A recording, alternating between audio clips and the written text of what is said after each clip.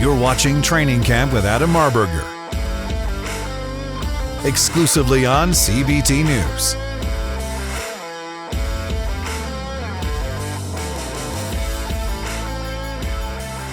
Welcome to Training Camp, exclusively on CBT News. I'm your host, Adam Marburger. I'm a black belt in Brazilian Jiu-Jitsu. I'm a black belt in F&I. This show's designed to help automotive professionals enhance their operations that ultimately lead to getting them their own black belt. Today's a special show. Today's different.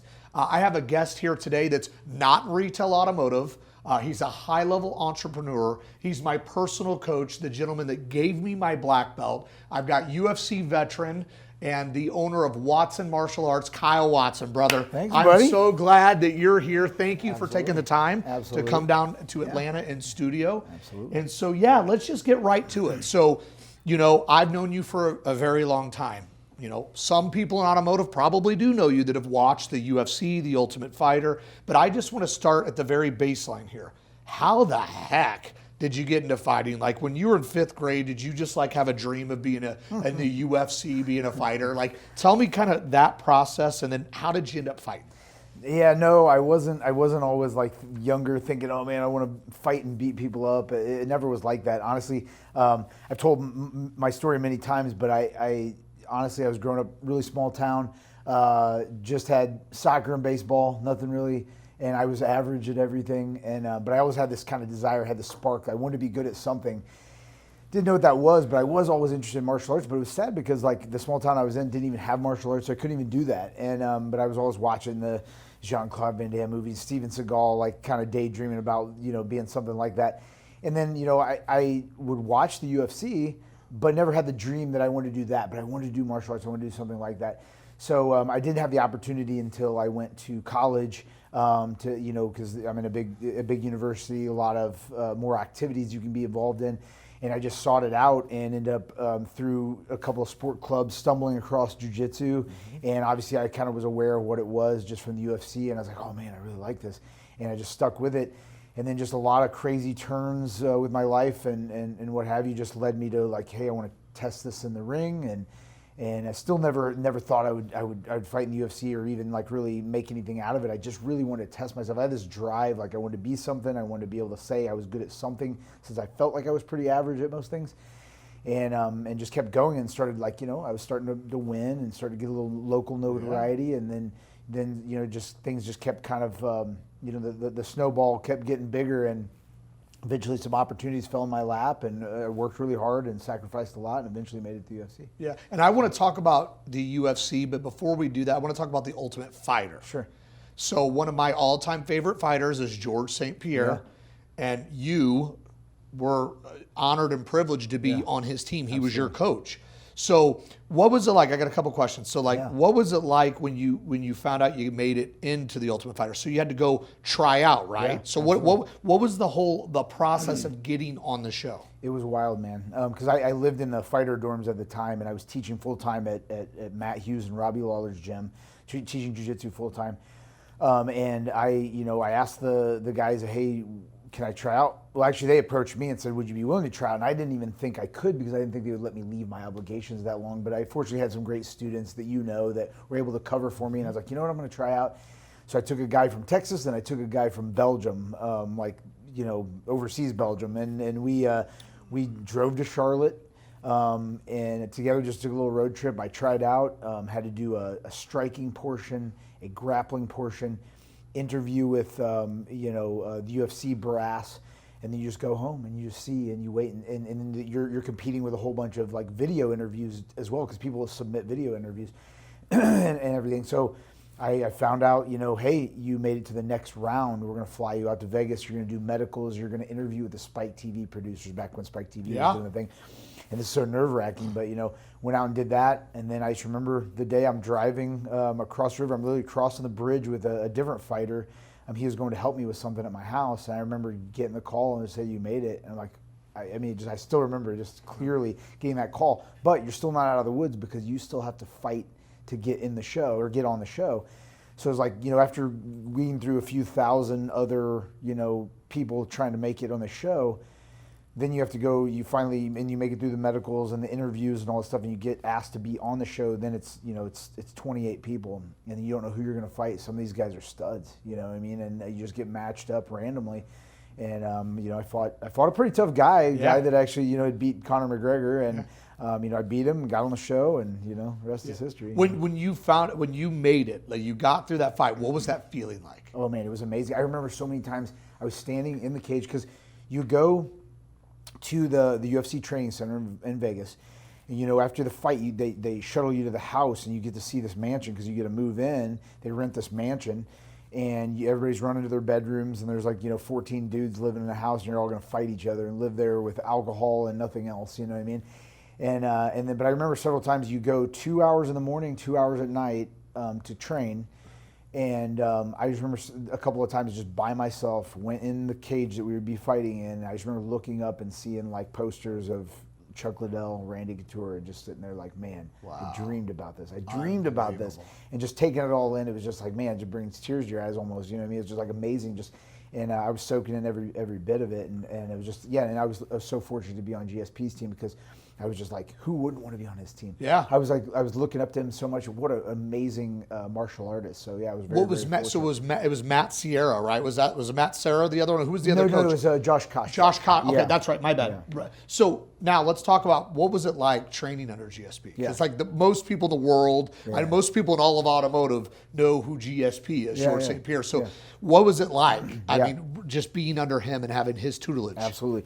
So it was amazing, and I can't speak high enough about him, because he really just took really good care of us. They brought us in right in the get-go, and he brought in amazing coaches. Some people in the automotive industry might not know, but he brought in some of the best minds around fighting to help us, like Faraz Zahabi and Greg Jackson and John Danaher and Sean Williams and all these guys, and just said, hey, look, I'm still going to help you. I'm still going to help you train and be the best martial artist you can be, but I want to be your training partner, and my coaches are your coaches. So he brought in all these high level. He brought in Olympic wrestlers. He brought in Mike Tyson to give a motivational speech. He brought in Freddie Roach, and we got to hit pads with Freddie Roach.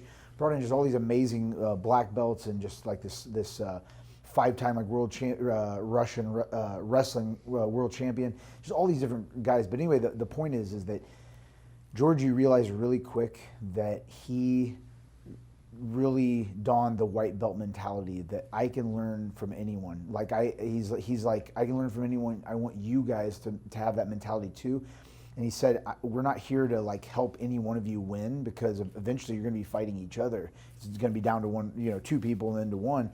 So our goal during this season is for, he's like, myself and the coaches, just to make you better martial artists. We want you to leave the show being better martial artists, and then whoever wins, wins. And I love that approach versus kind of picking favorites. Because a lot of times coaches gravitate towards talent. So whoever the talent is in the room, they spend more time with them. It wasn't like that at all. It was and it was still hard, because you couldn't, I want to beat everybody. They want to beat everybody. So we want that individual attention where you're like, no, help me beat everybody, right? But that was the fair way to do it. And that white belt mentality of just saying, I'm going to have the humility, even though I've won and beat all these good guys, I'm not going to have that. I'm going to have the humility to still be like, hey, I can still learn from you. I can learn from this guy over here. You know what I mean? It was amazing. Yep. And something you said to me, you've given me every stripe on every belt. You've promoted me from white belt all the way to black belt. And I remember, when I was competing, goodness gracious, maybe 12, 13, you said something to me one day that I'd never forget. You said something that your coach used to tell you, you sharpen your blade in private, so your results will shine in public. Yeah. And and this show's training camp, y'all, so it's about sharpening our blade. What we do in private will make ourselves known in the business world in public. And so can you kind of break that down a little bit? Because you do own multiple companies. You have a very successful martial arts academy. You have a very successful real estate business. But there's 2 sides of that. So doing private lessons and sharpening our blade in jiu-jitsu will get us farther ahead when we actually have to compete on the mat, but in business too. Let's talk about the importance of doing the tough stuff, having organization, having structure, hiring coaches, having mentors. If you allude on that, that'd be great. Kyle. Yeah, absolutely. And yeah, I'm very thankful I've had a lot of great people cross my path, but I've always been willing to ask questions and realize my own shortcomings, to where I'm willing to ask if someone else is doing it and doing it much better than I could or am doing, I'm willing to ask those questions. And I think that, you know, it's interesting to see how many people, this isn't a knock, but like people will see how you're doing now and just kind of like, oh man, he's got it made, or they think certain things about you, but they like don't see the first academy I was in, and how literally like I'm like work. I go home and I take my work home with me every single night. I'm like trying to figure out how to make systems and signing people up and sending emails, and you're the janitor and you're buying the pro shop gear and you're like making the curriculum and you're literally doing every single thing. And people don't see that, and that is the sharpening of the blade in private. And then later on, you start to see, like when you start to shine, it's like it came from all of that. It wasn't from like some magic pill that you swallowed right now. So I just think it's important that like people understand that, like, yeah, you can have all the things you want. You can be successful, but you got to put that work in, and you got to be willing to have that white belt mentality and ask other people for help and look at the people and also then pay it forward and share that knowledge. So I'm like that now. I get people all the time. I was just saying this the other day to somebody, that I have people that literally are not from my affiliation at all, that own gyms, that will contact me and they'll ask me for help. And sometimes it's hard for me because I have to be careful with my time. I give a lot of my time to my family, and then I have to have time to run, you know, both the businesses as well. But I still try to be giving because I remember how many people have helped me along the way. So if I can answer a question, spend 30 minutes here, 20 minutes there, I will. But it's just interesting how many people will reach out because they're doing the same thing. They're seeing like, oh, well, Kyle looks like he's doing pretty well, and maybe he'll help me, you know. And so I think it's really important to like ask the questions when you need to, but also then turn around and pay it forward when you can on the backside. Amen to that. Yeah, so you know you're extremely humble. You've always been very humble, but you know you were a semifinalist on The Ultimate Fighter, which is insane. You've got wins in the UFC. You've got wins at the highest level in jiu-jitsu competition. You know, so what is next for you? Like, right, you've had this incredible history of, you know, fighting combat sports. You have built your business. You're still competing. Kind of what's next? Like, what's that next big thing for Mr. Kyle Watson? You know, right now, I honestly have been like lately just going back and retooling the business in a way, not that I'm like, I don't mean in a way like I'm starting anything over. It's more like I see like, hey, I've done a lot of things that have catapulted me to here. But after seeing, okay, now you're operating at this level, what takes you that next level? So I'm retooling several processes. I've hired more front desk staff. And I'm trying to like, I was telling somebody this the other day that I don't really want a whole bunch more members, okay? A lot of times, like, it's kind of like, I'm sure there's a lot of numbers like that, metrics in the automotive industry where you're like, what's this number? And that's kind of how you gauge the success of the business. And I think a lot of people look at that with martial arts, like how many students you have. And it is a big number, it is an important number, but it's more like, you know, having longevity, like having more members staying longer, and then those members that are staying longer paying more. And it's not even, and that sounds like more like just financially. That I want to keep the numbers like manageable, but I also want those people to stay till black belt. I want them to achieve all those things. I really do believe it's super important that people stay there longer, and not from even just from the financial side of things. It's that I've talked about this many times on other podcasts where if you think about, like, on the way to black belt, when you start martial arts, you have goals, and it's hard to argue that by the time you get your black belt, that those goals mostly wouldn't have been met, because like whether it's fitness, confidence, stress relief, self-defense, whatever, all those things, they will have been met. But like people that quit it like a year into white belt or blue belt, they probably didn't reach it. So if you can get people to stay the long journey, they're going to accomplish all their goals, and they're going to be better versions of themselves. So anyway, back to that point of retooling the system is like, I'll obviously take more members, that's fine, but I'm not interested in like these huge numbers, like some of these mega gyms, because I still want it to be, it's Watson Martial Arts, my name's on it, and I don't want to water it down, and now it's not really Watson Martial Arts anymore. So what I'm more interested in is enhancing the user experience for the people that are there, and really like improving it more this way than this way, if that makes sense. And so kind of my legacy, or I want to leave a legacy of like where everybody that walks in that door feels like they did leave a better version of themselves. Even if they didn't get their black belt, they still left with a better version of themselves, as a better version of themselves. And the other part of that is like, is having family time, raising my son to be a good man, and hopefully he he has a couple avenues. I don't want to hand him anything, but if he wants to learn about real estate, I can help him. If he wants to learn about operating a gym or some type of business similar to a gym, I can help him. So I want to teach him that early on. My parents didn't know about that stuff, so I can't fault them for not. But they were great parents. I think the biggest thing is just being supportive and being there for him. So now I can layer that because I can be supportive and be there for him. But now I have all this knowledge that I've acquired along the way that I can teach him. So anyway, back to answer your original question, like what's next for me is I still want to compete. I still am competing. I did 2 competitions this year so far. I still want to compete a little bit so that I'm leading by example and not just barking orders. I want to grow the gym, this way and a little bit this way, right? Yeah. And then I want to still continue to make time for my family. We've been trying to travel a lot. Love it. And I want to keep showing them the world, and that's yeah. So I want to kind of tune. I got a few more questions. Yeah. This Sorry, I ramble. No, I love it. This has been a wonderful interview. So I want to talk to you a little bit about automotive. So you're also a consumer. Oh, by the way, what you were just talking about leads to what we do in automotive. What we do in automotive is we try to happily engage our customers in service, give them an incredible guest experience so they come back over and over again. It sounds kind of like what you're doing in your martial arts academy. Absolutely. It's about the experience. But let's talk about automotive. So, you've been buying cars a long time. You just recently purchased a few new vehicles for you and your lovely wife, Laura. You bought 2 new vehicles. What was the experience like recently compared to, let's just say, 8 years ago when you bought your last vehicle? Just kind of, if you don't mind. Yeah, absolutely. I think it was easy. It honestly was pretty easy. Things were a little bit, I think more. It was like simplified in the sense that I think it's hard sometimes as a consumer, and if you're not in the automotive industry, it's stressful because you're like.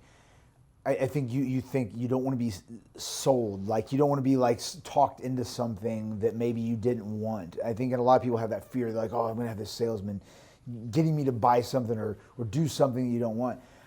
And I think too, like maybe not always understanding the numbers. And I think that's on the individual. You need to do your research. You need to look things up. But I still think there is some stress to that when you go in there. And if you might get a fast talker that's slick, you're a pretty slick talker, but get somebody, that's just like, talking fast and saying, you can do this, you can do this. And you end up signing the dotted line for something you didn't intend. So I think that there's stress for the common, the normal consumer when it comes to that. But I think when they lay things out pretty plainly, and they, like this last time, he swiveled the thing around that it was like a touchpad and said, like, you want this option? Click it, it adds this. And then here's the price difference. You want to take that off, just unclick it. You want to click this, it adds this. This is where it goes on your price. Unclick it, it goes away. It's that simple. So you just literally just push a button and just see what it adds to the price, and then you explain what that option would do for you and what it wouldn't do for you. And that made it so easy. Okay, so easy. Love that. Yeah, I loved it. And the sales rep I had, he was very, very hands-on, just message me anytime, answer any questions. I did send him several questions, and he answered promptly. He was very, very helpful. So I bought my wife's car. Then, here's the deal. I drove her car around a little bit, started getting envy, like it just sucked because I bought it for her for, I can't remember if it was for her birthday. Yeah, it was for her birthday.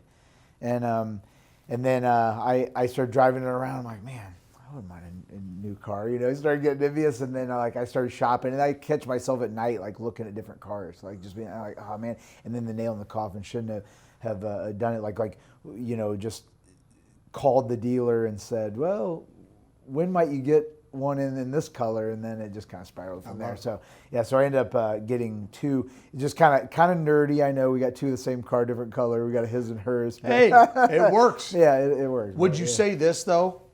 Would you say that we've advanced as an industry when it comes to transparency, speed of transaction? Yeah. Are we, in your opinion? Yeah. This purchase, was it better than the last purchase? Yeah, the purchase before that? Yeah, and I even think my last one before this was good too. Yeah. I think that there was a huge noticeable difference between this one and the most recent after that. But then these couple compared to several years ago, dramatically different. And that's what Dramatically we're really focused on in the industry. We're focused on speed of transaction, transparency, and serving people. That's what we're here. So, Kyle, this was, first of all, thanks for taking the time. Oh, for sure. This was an amazing interview. I can't thank you enough for everything you've done for me, what you're doing in your community, and I appreciate you, my brother. Hopefully we'll have you back on again someday, and I would love to. I appreciate that. And thank you for joining us in another episode of Training Camp exclusively on CBT News. Hey, remember, if nothing changes, nothing changes. We must take action in our stores, and we must be willing to invest in training and development. See, the training is not something that we did. It's something that we must do, and we must do it on a never-ending basis. Final note, fights are never won in the ring or cage. They're won in training camp, my friends. Invest in a training camp, invest in yourself, and let's grow, my friends. Thanks for watching Training Camp with Adam Marburger, exclusively on CBT News.